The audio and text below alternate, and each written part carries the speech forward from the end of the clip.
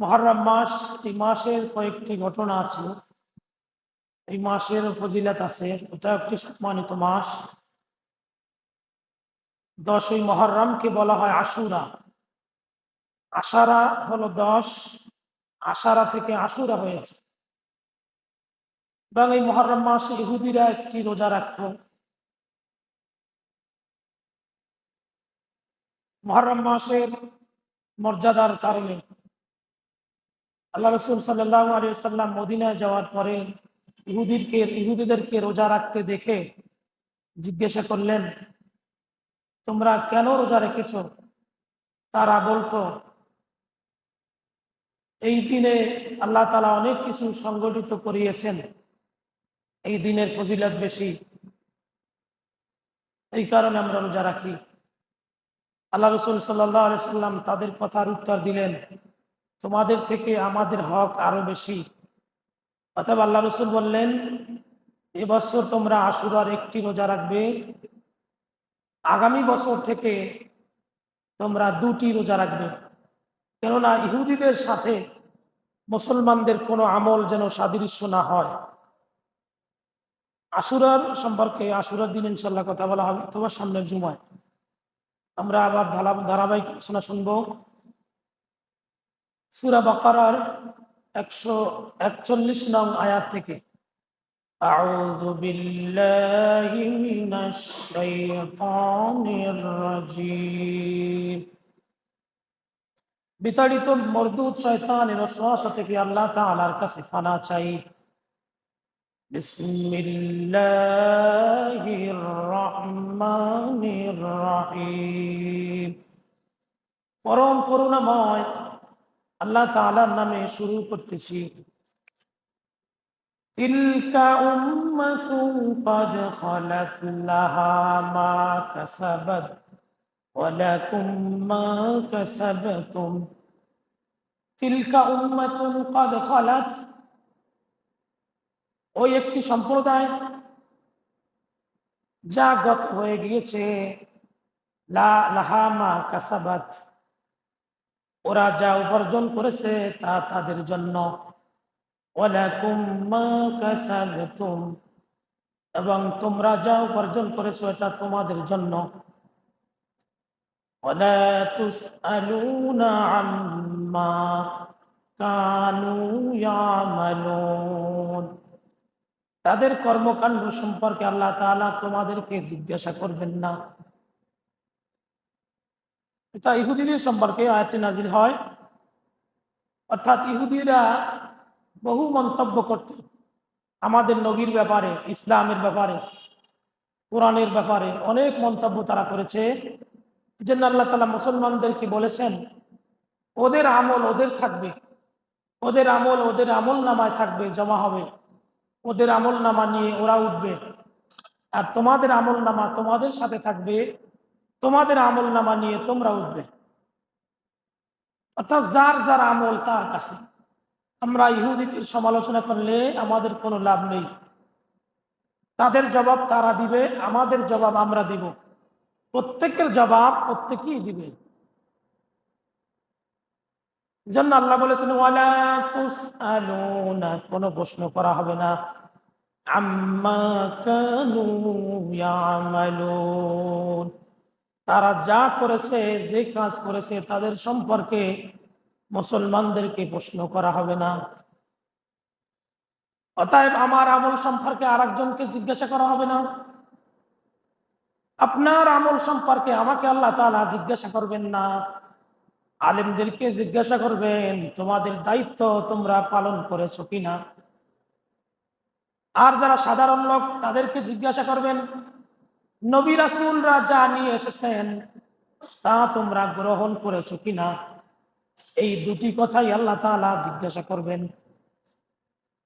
সায়াকুলুস সুফাহাউ মিনান নাসি মা ওয়াল্লাহুম আন কিবলাতিহিমুল্লাতী কানু আলাইহা। এখানে অন্য প্রসঙ্গে আয়াতটি কিবলা পরিবর্তনের প্রসঙ্গে। মুসলমানদের প্রথম কিবলা হলো বাইতুল মুকাদ্দাস। এরপরে বিশ্বের শুরুতে কিবলা ছিল বাইতুল্লাহ। এরপর বিভিন্ন ক্রমে বিভিন্ন সময় বিভিন্ন জাতিকে বিভিন্ন কিবলার নির্দেশ দেওয়া হয়েছে।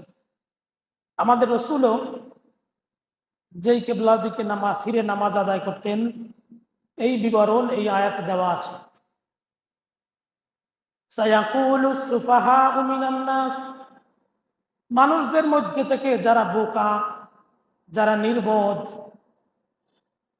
তারা অচিরেই আপনাকে প্রশ্ন করবে, অচিরেই তারা বলা বলি করবে, মা ওয়াল্লাহুম আন কিবলাতিহিমুল্লাতী কানু আলাইহা, কোন জিনিস তাদের কিবলাকে ফিরালো, কিবলা হতে ফিরালো, যে কিবলার উপর তারা ছিল।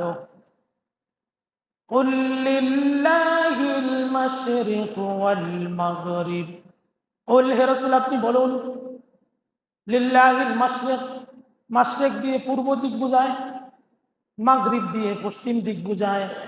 আল্লাহ তাআলা বুঝিয়েছেন হে রাসূল আপনি বলুন, পূর্ব পশ্চিমের মালিক আল্লাহ। পূর্ব পশ্চিমের মালিক আল্লাহ মানে আর কোনো দিকের মালিক আল্লাহ নয়, সকল দিকের মালিকই আল্লাহ। কিন্তু আল্লাহ তাআলা কথা বলতেন, কোনো ঘোষণা করতে বড় দিকটা বলেন, বড় বিষয়টা আল্লাহ তাআলা প্রকাশ করেন। পৃথিবীতে যত মানুষ আছে, বাইতুল্লাহর পূর্ব দিকে বেশি এবং পশ্চিম দিকের অংশটা বেশি, উত্তর দক্ষিণ দিকে মানুষের বসবাস কম। এই জন্য যেই দুই দিকটায় মানুষ বেশি, জনবসতি বেশি, এই দুই দিকটা আল্লাহ তাআলা উল্লেখ করেছেন। আল্লাহ তাআলা সবসময় বড়দের কথা উল্লেখ করেন। কুল লিল্লাহিল মাশরিক ওয়াল মাগরিব, হে রাসূল আপনি বলুন পূর্ব পশ্চিম সবই আল্লাহর জন্য। ইয়াহদি মান ইয়াশাউ ইলা সিরাতিন মুস্তাকিম, তিনি আল্লাহ যাকে ইচ্ছা সঠিক পথ দেখান, সরল পথ যাকে ইচ্ছা দেখান। অন্য আয়াতে আছে আল্লাহ যাকে ইচ্ছা হেদায়েত দান করেন এবং যাকে ইচ্ছা তিনি গোমরাহ করে দেন। হেদায়েত পেতে হলে, সরল সঠিক পথ পেতে হলে আমাদের কামনা থাকতে হবে, আমাদের ইচ্ছা থাকতে হবে। কোনো জাতির ইচ্ছা ছাড়া, কোনো ব্যক্তির ইচ্ছা ছাড়া আল্লাহ তাআলা তার ভাগ্য পরিবর্তন করেন না, করবেন না। এই জন্য তিনি বলেছেন তিনি যাকে ইচ্ছা সরল সঠিক পথ দেখান। আর অন্য একটি আয়াতে আছে যাকে ইচ্ছা তিনি গোমরাহ করেন। কোন জাতি, কোনো ব্যক্তি গোমরাহির পথে থাকতে চাইলে আল্লাহ তাআলা তাকে সেখানে থাকতে সুযোগ দেন। দুনিয়ায় আল্লাহ তাআলার কাছে যে যেটা চাবে আল্লাহ তাআলা কিঞ্চিত হলেও সেটা দুনিয়ায় দিবেন। আল্লাহ রাসূল সাল্লাল্লাহু আলাইহি ওয়াসাল্লাম মদিনায় হিজরত করার পরে নামাজের চূড়ান্ত ফয়সালা হয় মদিনায় হিজরতের পরে। তার আগে নামাজ ছিল 2 ওয়াক্ত, 2 ওয়াক্তে ফরজ ছিল 4 রাকাত, ফজর এবং মাগরিব। হিজরতের পরে নামাজ হয়েছে 5 ওয়াক্ত এবং ফরজ আল্লাহ তাআলা দিয়েছেন 17 ওয়াক্ত। হিজরতের পরে আল্লাহ রাসূল সাল্লাল্লাহু আলাইহি ওয়াসাল্লাম হিজরতের আগে তিনি বাইতুল্লাহ শরীফের দক্ষিণ দিকে দাঁড়িয়ে বাইতুল্লাহকে কেবলা বানিয়ে, মসজিদে হারামকে কেবলা বানিয়ে তিনি নামাজ আদায় করতেন। মসজিদে হারাম অর্থাৎ কাবা শরীফ, কাবা শরীফের দক্ষিণ দিকে রসুল দাঁড়িয়ে কাবার দিকে ফিরে নামাজ আদায় করেছেন প্রাথমিক যুগে। কাবার উত্তরে হলো মদিনা, মক্কা শরীফের উত্তর অঞ্চল হলো মদিনা, মদিনার উত্তর দিক হলো ফিলিস্তিন অর্থাৎ বাইতুল মাকদাস, মসজিদ আকসা যেটাকে বলা হয়। তাই হিজরতের আগে আল্লাহ নবীজি কাবা শরীফের কাছে দাঁড়িয়ে, দক্ষিণ দিকে দাঁড়িয়ে কাবার দিকে ফিরে নামাজ আদায় করতেন। তিনি যখন হিজরত করলেন, মদিনায় গেলেন, মদিনায় যাওয়ার পরে তিনি মদিনার দক্ষিণ দিকে হলো কেবলা কাবা, এবং মদিনার উত্তর দিকে হলো বাইতুল মুকাদ্দাস। এখন তিনি কোন দিকে ফিরে নামাজ পড়বেন? তিনি বাইতুল মুকাদ্দাসের কথা তাওরাত এবং ইনজিল কিতাবে আছে, কেবলার কথা। তিনি সেটাকে চিন্তা করে তিনি মদিনায় যাওয়ার পরে কাবার দিকে না ফিরিয়ে তিনি বাইতুল মুকাদ্দাসের দিকে ফিরিয়ে নামাজ আদায় করতেছিলেন। এরকম তিনি প্রায় 17 মাস বাইতুল মুকাদ্দাসের দিকে ফিরে নামাজ আদায় করেছিলেন মদিনা হিজরতের পরে। কিন্তু আল্লাহ নবীজির মনে চাচ্ছিল তার পিতা ইব্রাহিম, রুহানি পিতা ইব্রাহিমের কিবলা হলো বাইতুল্লাহ, বাইতুল মুকাদ্দাস, এবং অসংখ্য নবীদের কিবলা হলো বাইতুল্লাহ কাবা শরীফ। আল্লাহ রসুলের মনে চাচ্ছিল আল্লাহ যেন তার কিবলাকে, এই কাবাকে কিবলা বানিয়ে দেন। এই জন্য আল্লাহ নবীজি বারবার আকাশের দিকে তাকাতেন। এই সম্পর্কে আল্লাহ তাআলা অন্য আয়াতে বলেছেন, কদ নারা তাকাল্লুবা ওয়াজহিকা ফিস সামা। হে রাসূল, আমি দেখতে পাচ্ছি আপনি বারবার আকাশের দিকে তাকাচ্ছেন। আপনার অন্তরে কি চায় এটা তো আমি জানি। আমি সেই চিন্তা করে আমি আবার আপনাকে কাবাকে আপনার জন্য কিবলা বানিয়ে দিলাম। আল্লাহ রসুল মদিনায় যাওয়ার পরে বনি সালিমার একটা মসজিদ আছে, ওই মসজিদকে বলা হয় মসজিদে জুল কিবলাতাইন, 2 কিবলার মসজিদ। যারা হজ উমরা করেছে তারা দেখেছে। ওই বনু সালিমার মসজিদে একদিন আল্লাহ রসুল জোহরের নামাজ আদায় করতেছিলেন। জোহরের নামাজ চলাকালীন আল্লাহ তাআলা জিবরাইলকে পাঠিয়ে 2 রাকাত নামাজ হয়ে যাওয়ার পরে জোহরের ফরজের আল্লাহ রসুলকে বললেন, হে নবী, আপনি আর বাইতুল মুকাদ্দাসের দিকে ফিরে নামাজ আদায় করবেন না, আপনার মুখকে আপনি কাবার দিকে ফিরান। নামাজ চলা অবস্থায় 2 রাকাত হওয়ার পরে আল্লাহ রসুলকে জিবরাইল বললেন, আপনি অন্য 2 রাকাত নামাজ কাবার দিকে আদায় করেন ফিরে। আল্লাহ রসুল সাথে সাথে নামাজের মধ্যে কেবলা পরিবর্তন করলেন, কাবার দিকে 2 রাকাত নামাজ পড়লেন বাইতুল মুকাদ্দাসের দিকে। আল্লাহর হুকুম হওয়ার পরে 2 রাকাত নামাজ আদায় করলেন কাবার দিকে ফিরে। এবং সাহাবায়ে কেরাম তারাও ফিরে গেলেন। সামনে ছিল পুরুষ সাহাবীরা এবং মহিলা সাহাবীরা ছিল পিছনে। মহিলা সাহাবীরা সামনে চলে আসলো এবং পুরুষ সাহাবীরা পিছনে চলে গেল, অর্থাৎ বিপরীতমুখী হয়ে গেল।